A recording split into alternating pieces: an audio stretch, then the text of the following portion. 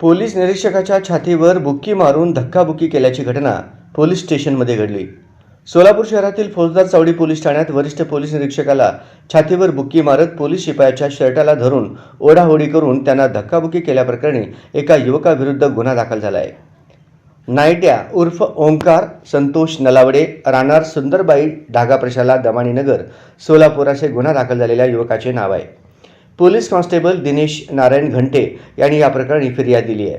फिर्यादीत म्हटले आहे की आरोपित व इतर 2 ते 3 इसम यांच्यात तक्रार चालू होती। सदरील आरोपित आज स्वतःहून रस्त्याच्या कडेला असलेल्या फुटपाथवर स्वतःचे डोके व तोंड आपटून घेत असल्याने त्याच्या डोक्यातून रक्त येत होते। सदरील आरोपित यास रिक्षातून पोलीस ठाणे येथे आणत असताना रिक्षामध्ये फिर्यादीच्या अंगावर थुंकून शिवीगाळ करून फिर्यादीच्या शर्टाला धरून ओढाओढी केली। पोलीस ठाणे येथे उपचाराची वैद्यकीय यादी तयार करीत असताना सदरील आरोपिताने शिवीगाळ करून परत अंगावर थुंकला।